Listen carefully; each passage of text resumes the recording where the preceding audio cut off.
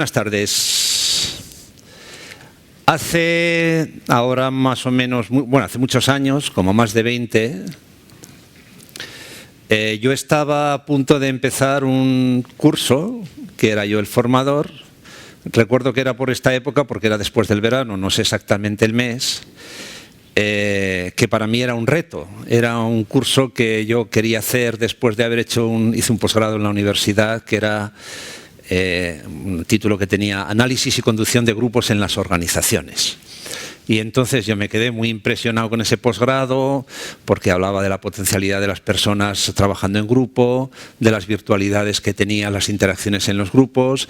Fue un proceso formativo muy experiencial y bueno, pues me convertí, por decirlo así, a la creencia de que esas técnicas y esas formas de entender la vida de las organizaciones desde dentro, pues tenía mucho potencial. Tanto es así que le propuse a la organización en la que trabajaba pues, que montar unos cursos de distintas temáticas, y uno de ellos se llamaba algo así como Técnicas de Comunicación Efectiva. Y era un curso para mandos intermedios, no era un curso para trabajadores en general, o sea que teóricamente era gente pues con un cierto nivel, ¿no? Y yo quería, pues, en fin, que el curso fuera un éxito y quedar bien además, ¿no? Entonces, bueno, pues me lo preparé mucho. Era un curso que era fuera de la empresa, era un outdoor training de estos, y nos íbamos un día y medio fuera de la ciudad. Estaba entonces yo viviendo en Zaragoza.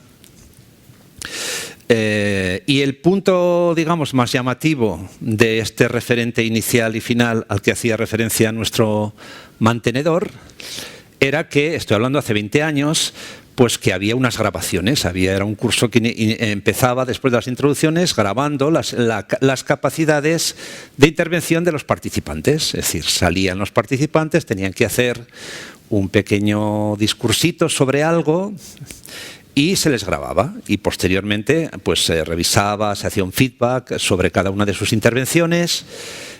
Lo hacía yo, lo hacían los participantes, y fijábamos algunos elementos de mejora, ¿no? Ese era un punto novedoso. Hoy no lo es, obviamente, pero hace 25 años pues lo era. Bueno, el caso es que íbamos al curso fuera de la ciudad. Y para hacer esta tarea había contado yo con un amigo joven, más joven que yo, jovenzuelo, que le gustaba mucho la cámara grabar vídeos, etcétera. Tenía una cámara semiprofesional. Y bueno, pues nada, habíamos ensayado, estaba todo preparado. Y el día del curso por la mañana, perdonad, va el tío y no se presenta. Me dejó colgado. No se presentó. Claro, me quedé pues bloqueado. Al principio me quedé bloqueado porque toda mi programación se iba por los suelos, los elementos más de impacto pues también, y no sabía qué hacer. Bueno, el caso es que tuve que reprogramarme en el momento. Y, bueno, finalmente luego se presentó, más de media mañana después, inicié de otra manera y, bueno, finalmente el curso pues fue muy bien valorado. No sé si fue un éxito, me dijeron que sí, pero el caso es que tanto los participantes como yo quedamos muy satisfechos, ¿no? Traigo a cuento esta experiencia personal porque supongo que es algo que a vosotros os pasa a menudo. ¿Cuántos de los que hay en esta sala son formadores? ¿Podéis levantar la mano, por favor? La inmensa mayoría. Bueno, seguro que habéis tenido que hacer frente a situaciones parecidas a la que yo acabo de contar, o a otras muchas similares, y seguro que habéis salido airosos. Habéis salido más airosos cuanto más tiempo y más experiencia y más práctica habéis realizado. Bueno, pues yo espero salir airoso de esta situación a la que me enfrento ahora con esta conferencia. Y digo que espero salir airoso porque, os digo la verdad, estoy un poquito intimidado. No importa cuántas veces uno haya hablado en público, que siempre tiene ese momento de vértigo, ¿verdad? Os pasará a vosotros cuando iniciéis un curso nuevo, cuando tenéis que hacer frente a una situación de un grupo de personas distintas, muy heterogéneas, cuando os hablan de ese grupo de personas, sobre todo si os dicen que son muy cualificadas, y eso es un poco lo que me pasa a mí, aquí. O sea que estoy aquí con un poquito de temor y temblor, ¿vale? O sea que espero que me ayudéis a que esto salga bien. No quiero hacer una charla solamente. Me gustaría, al menos, si no durante la misma, sí que al final yo tengo algunas preguntas que haceros a vosotros. Supongo que vosotros tendréis algunas que hacerme a mí. Y bueno, pues estableceremos un proceso de diálogo. Una aclaración quiero hacer, porque no sé si es pertinente o no, pero la hago. Cuando yo hable de vosotros o de formadores, me estoy refiriendo indistintamente a todos, ¿vale? No, por no utilizar aquello de vosotros y vosotras, formadores y formadoras, etcétera, ¿no? O sea que sentíos, por favor, incluidos todos y todas en este, digamos, plural genérico que yo utilizaré en mi exposición. Digo que espero que esto salga bien, como espero que salga bien, y me voy a referir, como no, a los organizadores de este congreso, Trainers for the Future, que de alguna manera pues apunta por un lado al futuro y por otra apunta a la internacionalización, ¿no? Cada vez el mundo es más pequeño, pensamos todos en global, el mundo se está convirtiendo cada vez en una aldea y probablemente este congreso tiene, no sé, Juan Diego, esa vocación. Esperemos verlo todos nosotros, ¿no? Digo que quiero empezar dando las gracias a los organizadores del Congreso por permitirnos estar aquí, porque nosotros, digamos, Fundae en este caso, pues se alimenta y se retroalimenta de las personas a las que tiene la vocación de servir, que son obviamente todos los operadores de formación con los que trabaja, todos los centros de formación y también, por qué no, todos los formadores y formadoras, en este caso, porque sin ellos la formación no sería posible. Nosotros somos una entidad más, somos una entidad importante, una institución importante, sin duda. El Congreso hace en estos momentos su segundo año. La formación para el empleo en España acaba de cumplir este año o está cumpliendo su 25 aniversario. Las iniciativas de formación para el empleo se pusieron en marcha, como sabéis la mayoría, en el año 93, hace ahora justo 25 años.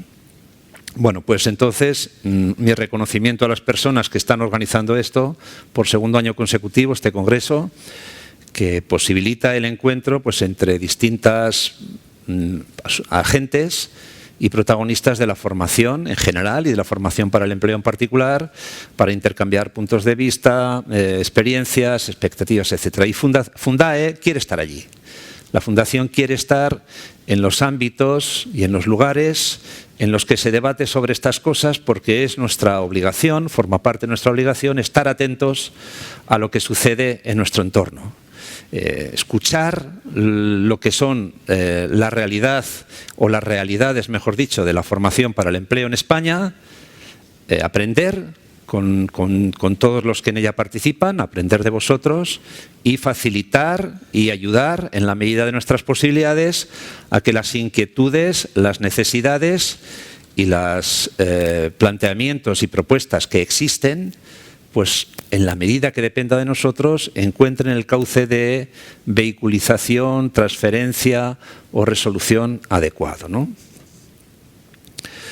Efectivamente, yo quiero hablar del rol del formador, retos y oportunidades, pero casi me arrepiento de haber puesto este título. Podría haber puesto la formación para el empleo en España y sus perspectivas de desarrollo, porque me sentiría más cómodo. Pero bueno, yo no soy un speaker, no soy un gran conferenciante, os daré mi visión sobre algunas de cómo veo yo, no tanto la Fundación, porque no es que tenga un discurso, sino cómo veo yo, que trabajo en la Fundación, o desde mi perspectiva, y algunos enfoques que la Fundación pueda, obviamente, compartir esta temática y esta problemática, y espero que sea útil y, sobre todo, que suscite algún tipo de interés en todos vosotros. Quiero empezar por aquí. Tenemos todos por nosotros delante un reto que no sabemos ni siquiera el alcance que tiene. No sabemos los impactos que va a tener, oímos cosas contradictorias, hay opiniones, digamos, que son un poco, digamos, negativas o preocupantes, amenazantes. Hay otras opiniones que, por el contrario, son muy positivas, muy expectantes. Todo lo ven bien en relación a qué es lo que va a pasar en nuestra sociedad con los desarrollos tecnológicos en lo que se ha venido a llamar la economía o la era digital, ¿no?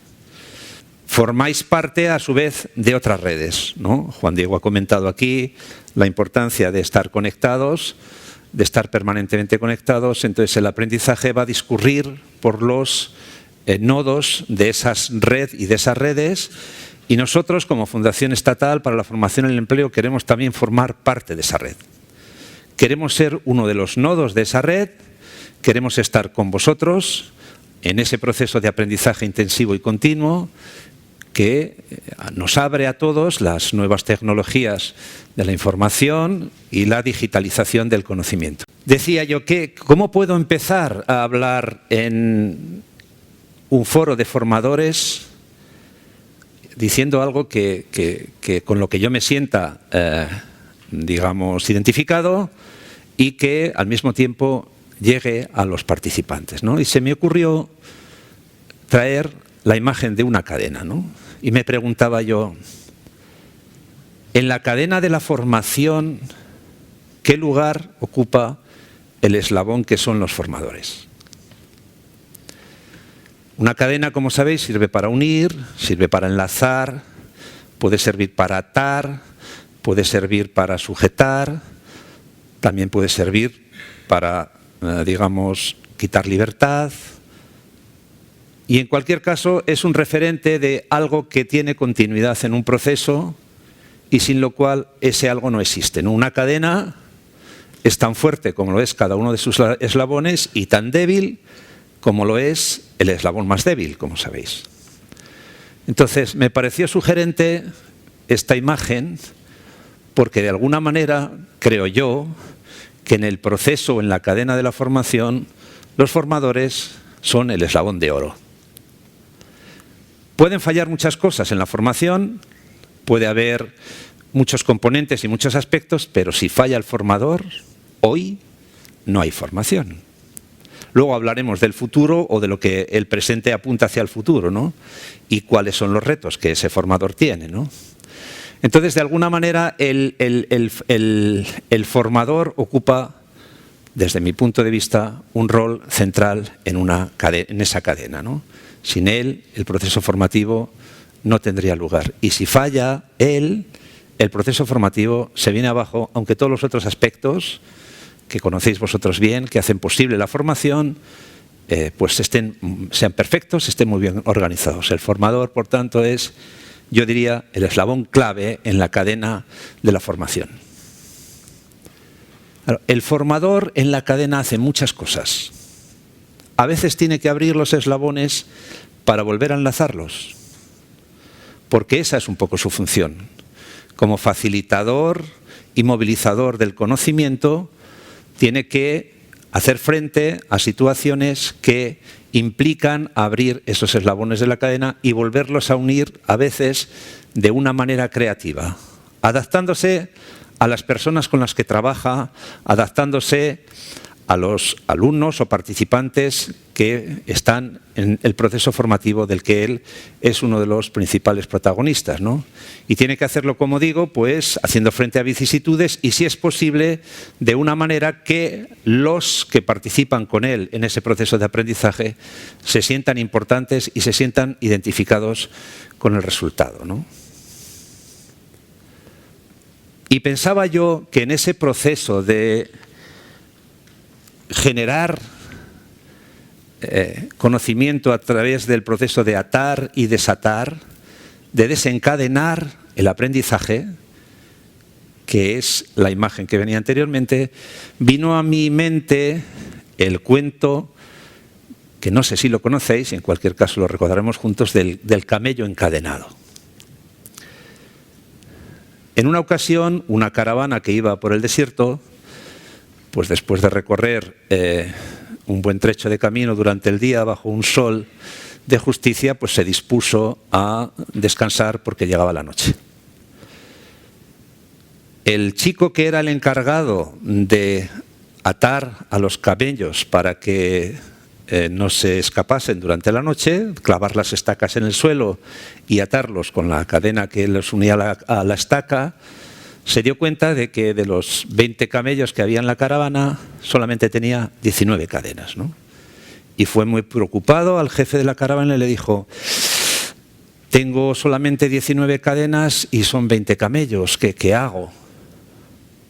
Y el jefe de la caravana le dijo: tú ata primero a los 19 camellos, para los que tienes cadena, y al último, cuando hayas atado a todos los demás, haces como que clavas la estaca en el suelo, haces como que pones la cadena en la estaca y se la pasas alrededor del cuello.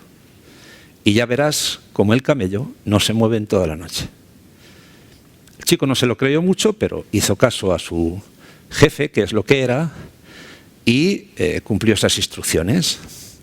A la mañana siguiente, cuando se despertó, lo primero que hizo fue a ver si el camello estaba en su sitio. Y efectivamente, el camello no se había movido, ¿no? Desató a todos los camellos porque iban a iniciar la marcha y cuando ya empezaban la marcha, vio que el camello al que había hecho como que le ponía la cadena, pero no se la había puesto, no se movía. Entonces fue otra vez a decirle al jefe: mira, todos los camellos se han puesto en marcha, pero el último no.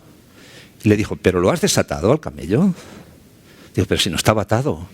Dice: vete, haz como que sacas la estaca, le quitas la cadena del cuello y ya verás cómo el camello se pone en marcha. Y efectivamente, cuando hizo eso, el camello se levantó y se unió al resto de los camellos que iban en la caravana. A mí este cuento me recuerda un poco el papel que vosotros hacéis como formadores, de alguna manera, ¿no? Vosotros tenéis que hacer un proceso que para mí es un proceso maravilloso, que es desencadenar el aprendizaje, hacer posible que los bloqueos de conocimiento que algunas personas, con las que algunas personas acuden a la formación, o el temor de no sé o no sabré, o las creencias en las escasas posibilidades que la formación tiene, pues las personas consigan vencer eso y se pongan en camino, ¿no? Yo he tenido la oportunidad, como habréis tenido vosotros, de asistir a testimonios que ponen de manifiesto lo que es el poder de la formación, el poder transformador de la formación, el poder posibilitador de la formación, el poder, digamos, liberador del conocimiento que la formación tiene. Y pues escuchar esos testimonios de personas que han descubierto ese poder, pues es una cosa maravillosa. Con lo cual, pues sabed que todos tenéis en vuestras manos esta posibilidad, este poder, y que tenéis que ser, o tenemos que ser todos los que trabajamos con la formación, muy delicados, muy responsables, porque ser formador es asumir un rol de responsabilidad. Quien forma y quien se enfrenta a un grupo de alumnos o de participantes tiene una gran responsabilidad, la misma que tenemos los que estamos al frente o participamos o formamos parte de instituciones y sabemos que manejamos un material muy delicado que genera muchas expectativas y que tiene, como acabo de decir, un gran poder de desarrollo, crecimiento y potencialidad.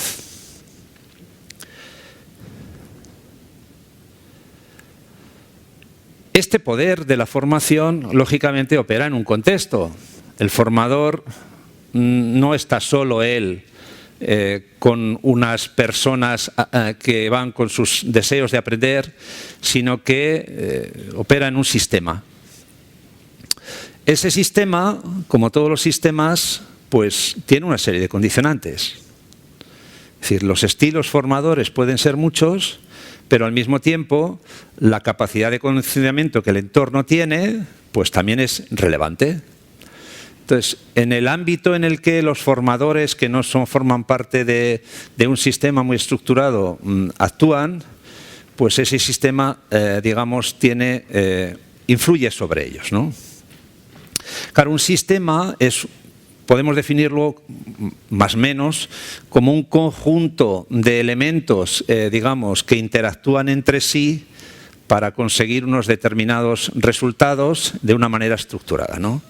Si tuviéramos que mirar un sistema, el sistema de sistemas en España sería el sistema educativo. El sistema educativo tiene también sus docentes. Tiene personas que tienen unas condiciones de acceso para ejercer su función, un proceso formativo que las sustenta, tienen unas normas reguladoras, tienen unos recursos financieros, tienen una recurrencia.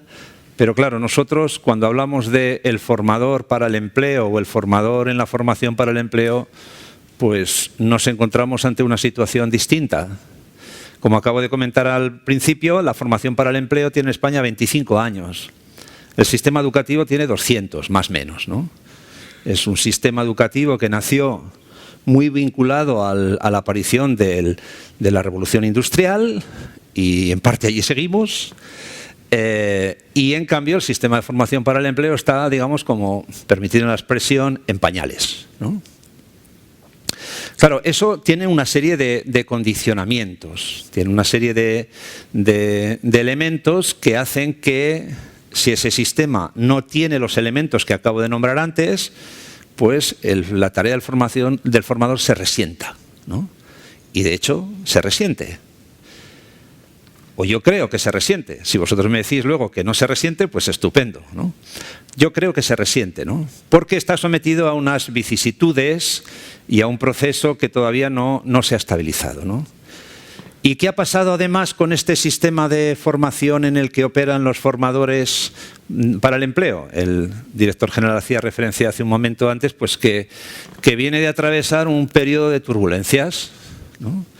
Es decir, aquí ha habido, en su corta edad, apenas se ha hecho adulto y ha sufrido una serie de cambios que lo han como descolocado, ¿no? Por primera vez en España, desde el año 2015, existe una ley que regula el sistema de formación para el empleo. Fijaos, el sistema educativo, la primera ley es de mitad del siglo XIX y el sistema, digamos, de formación para el empleo, su primera ley es del siglo XXI, el año 2015, ¿no? Es verdad que antes ha habido muchas regulaciones de otro tipo, etcétera, ¿no? Para que veáis la diferencia y para que veáis también que esas regulaciones que en España han ocurrido en la fecha que os digo, pues, por ejemplo, en Francia ocurrieron 30 años antes. O sea que llevamos una cierta desventaja en relación a lo que es la institucionalización de un ámbito de formación y llevamos una cierta desventaja también en relación a lo que son los países de nuestro entorno, pues que van por delante desde hace distinto tiempo, ¿no? O desde hace mucho tiempo, ¿no? Decía que este sistema viene de atravesar un proceso de turbulencias que hace que unas zonas estén más tranquilas y otras estén todavía en movimiento, ¿no? Ayer miraba yo la web de la Fundación, de Fundae, y constataba que en España había en estos momentos, en nuestro ámbito de actuación, ejecutándose 64.000 grupos de formación.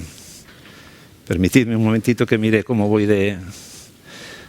64.000 grupos de formación, 64.000 acciones formativas, unas de más duración, otras de menos duración. Claro, 64.000 acciones formativas son muchas acciones, ¿no os parece? En toda la geografía española, en el ámbito exclusivo del tipo de formación que está en la gestión de la Fundación Estatal para la Formación en el Empleo, ¿no? Sin contar todas las acciones a las que he hecho referencia que se hacen en las distintas comunidades autónomas, que son muchas, ¿no? Aproximadamente, como sabéis, el presupuesto de la formación en España, que son un total de 2.400 millones de euros anuales, se distribuye más o menos entre un 50% para empleados, un 50% para desempleados y alrededor de más o menos la mitad también en lo que son fondos estatales y fondos de las comunidades autónomas. Digamos que en el ámbito de lo que sería la formación estatal, por redondear las cifras, estaría en torno a 1.000 millones de euros. Y la formación, digamos, de la empresa, la formación que las empresas se bonifican, pues son unos 600 millones y el resto unos 400, ¿no? Bueno, pues este conjunto de las actuaciones que a nivel estatal tienen, antes de ayer, eran 64.000 grupos que se distribuían más o menos como sigue, fijaos. Alrededor de la mitad, un poquito más, eran de teleformación. Y la otra mitad era de formación presencial, ¿no? Pero la mayoría de esos 64.000 grupos era formación que se está haciendo en las empresas y directamente por parte de las empresas, en lo que es formación que entiendo que conocéis de oferta, entiendo que sí, ¿no? Entiendo que todo el mundo sabe la diferencia, formación de oferta, formación de las empresas, lo doy por supuesto, si no me lo decís después. Solamente había como 1000 y pico grupos, ¿no? Esto es una manifestación de lo que yo acabo de decir, de este proceso de turbulencias que no... trayecto no está regularizado, ¿no? Está en proceso de normalización, de encontrar un modo de viajar más recurrente, pero no lo ha encontrado, ¿no? Claro, el formador esto lo sufre, entiendo yo que lo sufre, ¿no?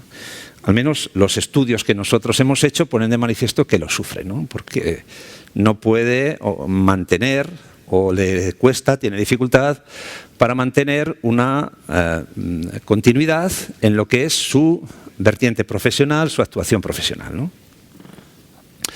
La Fundación Estatal para la Formación y el Empleo hace 2 años hizo un estudio que se llama Evaluación de la calidad de los formadores del Sistema de Formación Profesional para el Empleo. Supongo que alguno de vosotros lo conoceréis. En cualquier caso está en la web de Fundae, os lo podéis descargar, está en PDF, lo podéis descargar, está el estudio completo y hay también un resumen ejecutivo del mismo. Pues que fue un intento de conocer, de saber de una manera más precisa y más concreta qué está pasando con la figura del formador, cuáles son las circunstancias en las que se desenvuelve su trabajo, cuáles son las vicisitudes o su problemática, cuáles son sus expectativas, cuáles son sus posibles propuestas de solución de los problemas que tiene, etcétera, ¿no?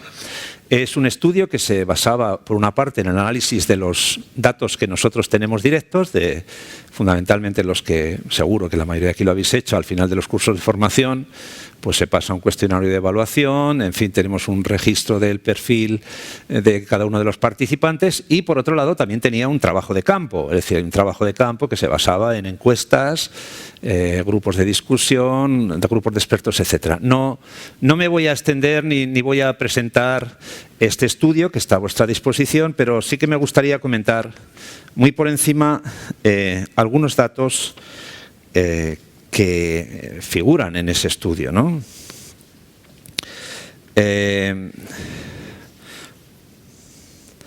Por un lado, por hacer un comentario rápido, bueno, pues en cuanto a lo que es el género de los formadores, por hacer algunas referencias características sociodemográficas, hay un número mayor de mujeres que de hombres. La grandísima parte, más del 90%, tiene titulación superior, tiene una formación, digamos, de base muy sólida. Tiene unos procesos de formación complementarios, la mayoría también muy amplios, es decir, la mayoría de los formadores no se han limitado a sacarse una titulación en un ámbito específico, sino que han hecho un esfuerzo de formación. Tienen una experiencia tanto docente como en el ámbito profesional, que son las dos cosas, la mayoría de ellos, es decir, no es gente que ha acabado la universidad, ha tenido un título de otro tipo y se ha puesto a ser formador, sino que muchos de ellos tienen experiencia profesional. Y quizás la parte más débil del estudio, que es curioso, a mí me llamó mucho la atención, es que pues quizás no se forman mucho o se forman de manera autodidacta y por tanto una vez que han hecho ese proceso de formación, pues la participación en cursos pues es menor. Es probable que eso se deba a su propia dinámica de formación, del desempeño de su profesión, ¿no? Claro, el acceso, otro conjunto de elementos tienen que ver un poco por el acceso a la formación tiene lugar fundamentalmente pues a través del conocimiento y de la experiencia. No hay unos procesos de acceso a la formación, no están reglados. Es una profesión, según nuestro estudio, que tiene una sostenibilidad débil, es decir, el formador, permitidme la expresión, las pasa un poco canutas para conseguir unos ingresos adecuados a lo que es pues su nivel de cualificación. Existe un nivel de rotación elevado en su profesión, es decir, tiene que estar cambiando entrando y saliendo de la actuación un nivel de temporalidad también elevado, tiene que multiespecializarse en general. Luego me diréis si este perfil se corresponde con vuestra experiencia y vuestra situación. La remuneración que tienen, lo que a nosotros nos daba ese estudio es que la mayoría, cuando se hizo, cobraba en un margen de 16 y 20 euros la hora, aunque en los procesos de teleformación se reducían prácticamente a la mitad. Un aspecto que es sumamente llamativo es que la mayor parte de los formadores encuestados y entrevistados manifiestan un nivel de vocación muy elevado. Es decir, no me extraña, teniendo en cuenta todo lo que acabo de contar anteriormente.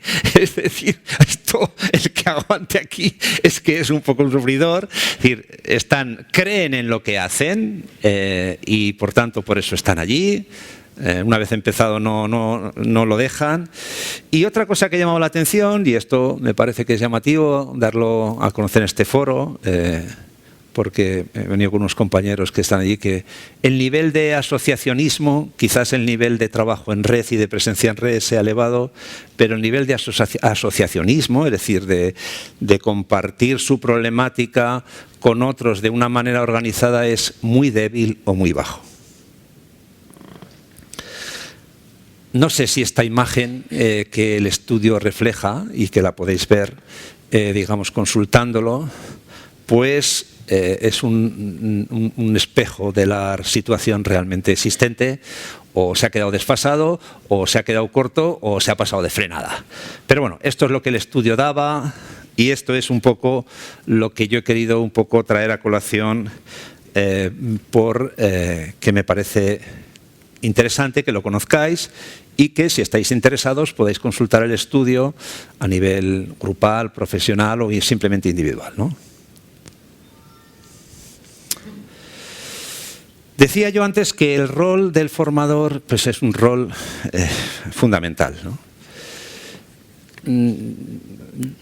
Yo he tenido la oportunidad de ver, no sé si vosotros la conocéis, una serie que está en distintas plataformas que se llama Merlí. ¿Alguien conoce esta serie, Merlí? Bien. Bueno, es una serie que habla de un profesor, un poquito, digamos, toca narices, por no decir otra cosa, que entra en un instituto, se entiende que ha sido profesor antes, entra en un instituto, no es muy bien recibido, es un profesor ya talludito de edad, tiene experiencia y digamos que su entrada pues un poco como que revoluciona el instituto, sobre todo al claustro de profesores y a los propios alumnos. Es un instituto de secundaria, no es un profesor de tecnología, no es un profesor de arte, no es un profesor de educación física, es un profesor de filosofía. Bueno, pues resulta que yo he tenido oportunidad de esta serie, mis hijos la han visto y ayer les preguntaba, con ocasión de mi presencia en este foro, que si creían que Merlí es el profesor, no les dije un buen docente, sino era un buen formador. Oye, le pregunté a mis dos hijos mayores, uno tiene 17 y otro tiene 14 años, y ¿tú crees, Daniel, que se llama mi hijo mayor, que Merlí es un buen formador? Y me dijo que sí, que era muy buen formador. Le dije que me explicara por qué. Y me decía, porque es una persona que no parte tanto, no le interesa tanto lo inteligente que son las personas con las que trata y si han suspendido o no, me dijo, sino el interés que tienen por aprender. Y además es una persona que te hace cuestionarte lo que estás haciendo y desarrolla el espíritu crítico. Estas son las tres cosas que me dijo mi hijo. Le pregunté al otro, que es un poco más bala, que le cuesta más el tema de los estudios, y dije, ¿tú crees que Merlí es un buen profesor? Un buen formador. Y me dice, sí, papá, es un buen formador. Yo dije, me va a salir por peteneras. Pero dice, no. Y le digo, ¿y por qué? Dice, lo primero porque no cree en la utilidad de los libros, me dijo. No, para él los libros no son importantes. No me dijo, como para mí, pero es lo que me dijo. Y luego, porque sabe llegar a las personas. Claro, estos elementos que ponen de manifiesto la opinión de dos chavales adolescentes, uno más mayor que otro, y yo no les pregunté por su función docente, si le parecía que enseñaba bien o no, sino por su versión más formadora, no tienen nada que ver con la tecnología, no tienen nada que ver con la irrupción de lo digital, no tienen nada que ver con los cambios que se anuncian, que probablemente van a ser reales, sino en algo que creo que es, creo yo, vosotros me diréis si es vuestra experiencia o no, que es permanente y subyace y va a subyacer en el proceso formativo, ¿no? Por tanto, creo yo que algunas de las cosas que acabo de comentar me parece a mí que son esenciales en el rol del formador. Esta capacidad de conectar con el interés de los participantes, esta capacidad de suscitar ese interés, esa capacidad de movilizar el aprendizaje, esa capacidad de ser un desencadenador del afán del conocimiento, pues es algo que es fundamental, que se mantenga y que lo cultivemos y que lo cultivéis vosotros a mi modo de ver, ¿no?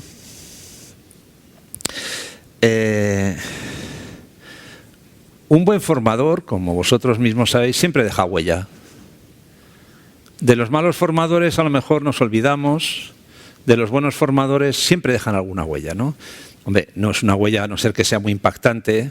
Un buen formador no tiene por qué ser Sócrates, ni tiene por qué ser una superwoman que lo sabe todo, ¿no?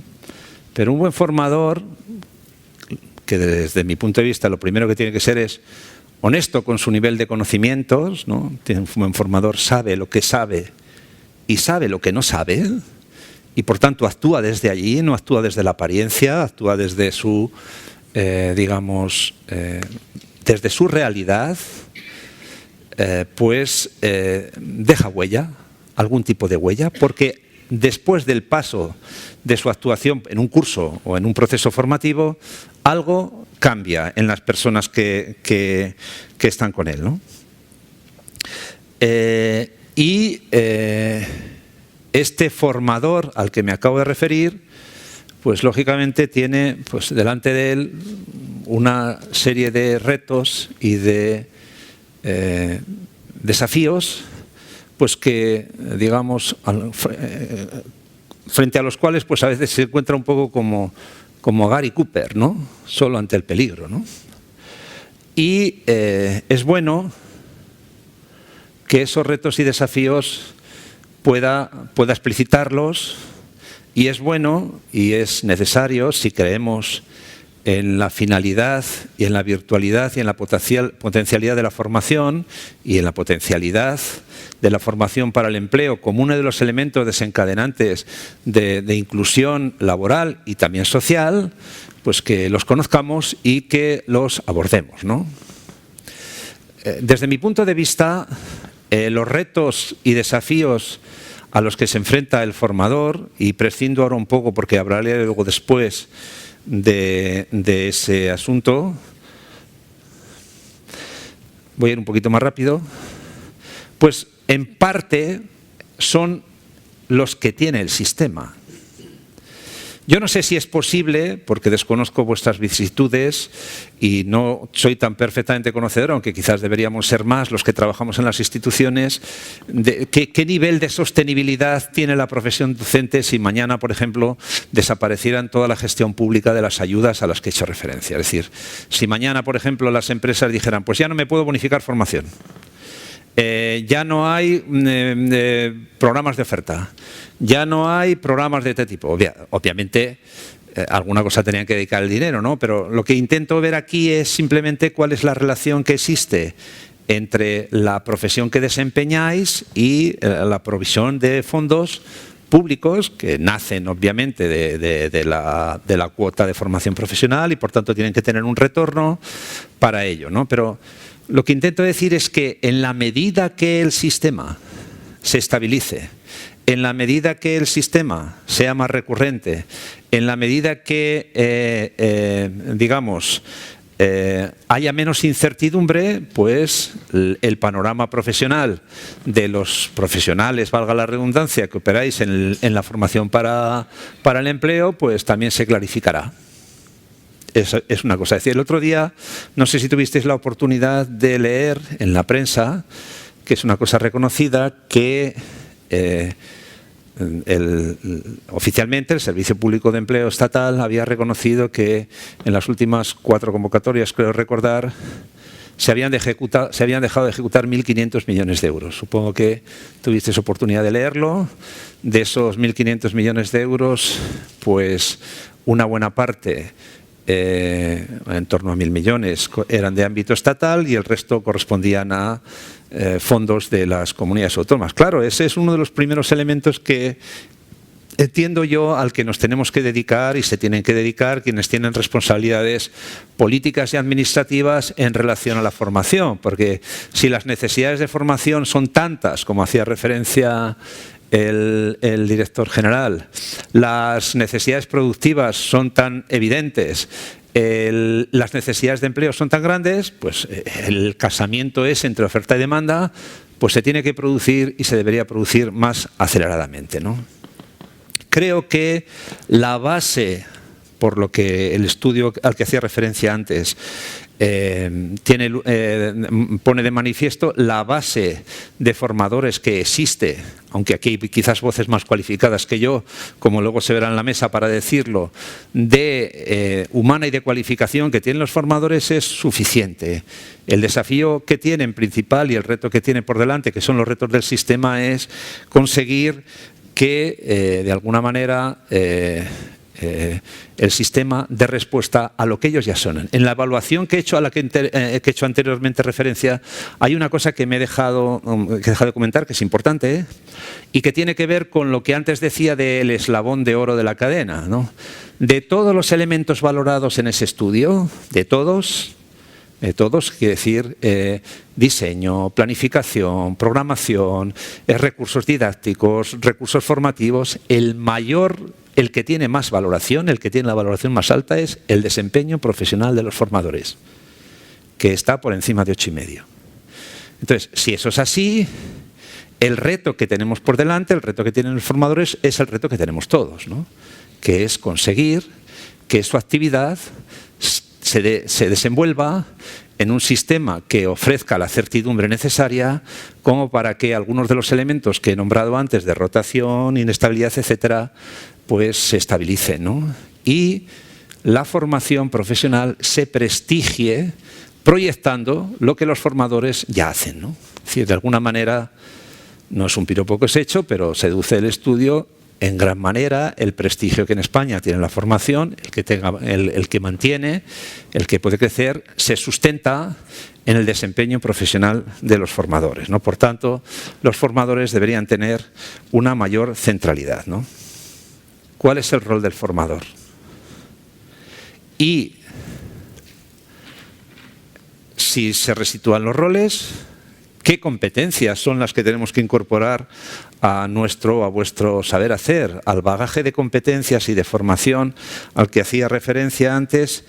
¿Cuáles son, no? Pues tenía aquí las referencias de lo que dicen algunos estudios europeos sobre las competencias base o sobre las competencias digitales de base, etcétera, o sobre cuáles son los elementos fundamentales del formador. El formador probablemente va a tener que complementar su rol de instructor con un rol de guía, acompañante y entrenador, y sobre todo el instructor o el formador va a tener que demostrar o acreditar que él mismo es un aprendiz y que está dispuesto a aprender con las personas con las que antes enseñaba, ¿no?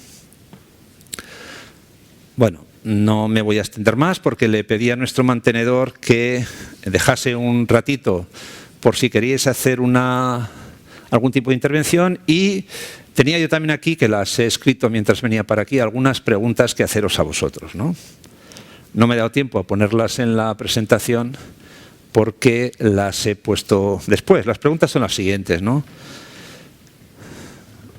¿Podéis los formadores hacer algo por cambiar el rol que desempeñáis en la actualidad y que el sistema os asigna, o debéis esperar a que otros lo hagan por vosotros?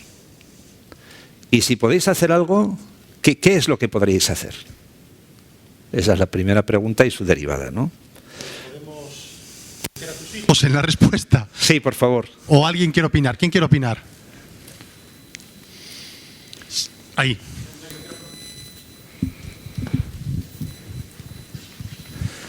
Si dejas un poquito tiempo para las otras dos, tú lo controlas, ¿vale? ¿Cómo? Que como tengo dos preguntas más, que controles tú el tiempo Venga. que tenemos, ¿de acuerdo? Perfecto, José Manuel. Gracias por esta conferencia tan necesaria, tan urgente, de la formación como clave de la promoción de la persona y de la promoción profesional. Estoy muy de acuerdo en todo lo que usted ha dicho. ¿Qué pueden hacer los formadores para cambiar el método y las maneras que tenemos vigente en el sistema? Yo creo que puede hacer bastantes cosas, no hasta tal punto de hacer una revolución, pero sí que puede hacer una evolución. Por ejemplo, yo le voy a decir, hay profesores que en magisterio aprendieron unas metodologías, una psicología del aprendizaje, una didáctica, etcétera, etcétera, etcétera, y después se han encontrado ellos mismos en autoformación con la escuela nueva o con el colegio de los salesianos, por ejemplo, donde me formé yo, que han cambiado el sistema que le dieron en magisterio, lo han cambiado con otro tipo de enseñanza que se llama la enseñanza activa y personalizada. Es decir, aprender haciendo. La escuela es el punto de partida y el punto de llegada, pero aprende sobre todo por la vivencia y por la experiencia de la sociedad. Yo creo que sí, que se puede hacer mucho. Ahora hay que estar convencido y hay que estar muy preparado para que sobre lo dado podamos nosotros ser creativos y tener iniciativa para mejorarlo. Y yo lo veo así. Gracias. Muy bien, muchas gracias a ti. ¿Otra pregunta tenías ahí preparada? Sí, tenía otra pregunta. Es la siguiente. Si la valoración del desempeño de los formadores a la que acabo de hacer referencia es la más elevada de todos los factores que forman parte del proceso formativo, ¿qué se puede hacer y cómo pueden contribuir los formadores a que se traduzca en clave de mayor reconocimiento y de mayor visibilidad?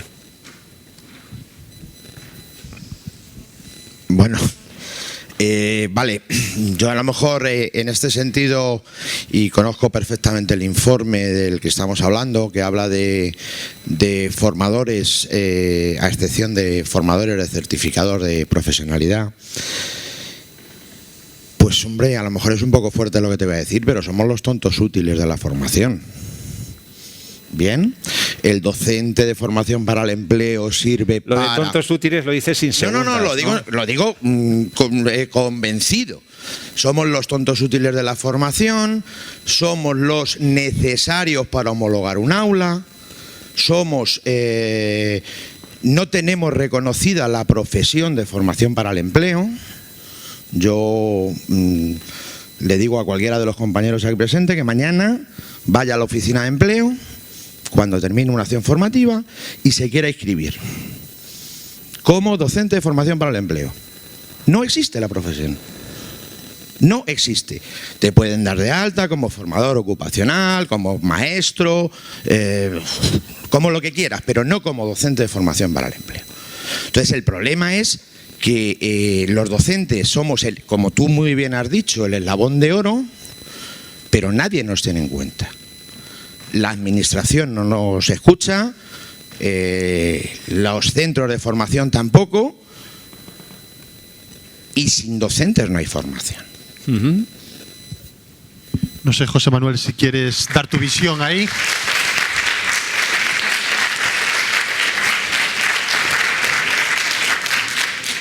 No, bueno, de alguna manera lo que has dicho es descriptivo, ¿no?, de una realidad y también de un estado de ánimo, ¿no? Y yo quería, la pregunta es si es posible hacer algo, ¿no? Vosotros tenéis que hacer algo. También, pues os puedo volver la pregunta de otra manera. Oye, ¿qué creéis que debemos hacer nosotros que no hacemos?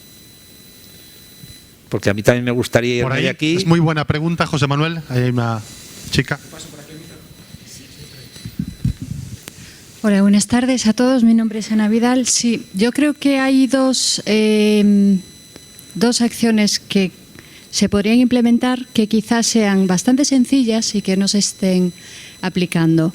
Una es, lo que no comprendo es que un docente que dé acciones de AFD, que esté impartiendo, en ningún organismo público pueda pedir una acreditación de esas horas, en primer lugar. Y en segundo, las encuestas que les pasamos a nuestros alumnos, esa puntuación media del 8,5, ¿por qué no puede estar a disposición de las academias, de los establecimientos, de todas estas instituciones que imparten formación para así acceder a estos docentes que tienen pues estas valoraciones y que están en el mercado y que nadie conoce? Ajá. Gracias. Son dos propuestas concretas, ¿sí? Sí. ¿Alguna opinión más sobre este particular, sobre lo que podemos hacer nosotros, Fundae, por ejemplo, u otras instituciones? Porque a mí me interesa y en la medida que posible me comprometo también, lógicamente, como decía al principio, es nuestra obligación además hacerlo así, a trasladarlo, a elevarlo y a proponerlo en la medida que nosotros podamos hacer algo al respecto, claro. Última intervención, 30 segundos, por favor, que había ahí. Sí, yo solo quería preguntarte, has comparado el sistema educativo, a mí, que no me gusta en absoluto nada, con el sistema de formación para el empleo y le has puesto a su favor que tiene 200 años de antigüedad y yo creo que es que está hace 200 años, que no ha evolucionado en este tiempo. Estamos hablando de digitalización. Las 5 empresas de mayor capitalización bursátil del mundo son las 5 digitales: Apple, Amazon, Google, Microsoft y Facebook. Y, por ejemplo, Facebook tiene 14, 15 años, Google tiene 20 años, que los ha cumplido hace poquito, Amazon tiene 24 años. ¿No sería hora de, digamos, unir esos dos ámbitos de la formación y, digamos, cambiar el sistema educativo para que tenga alguna utilidad en el ámbito laboral, que a mí me parece que no la tiene?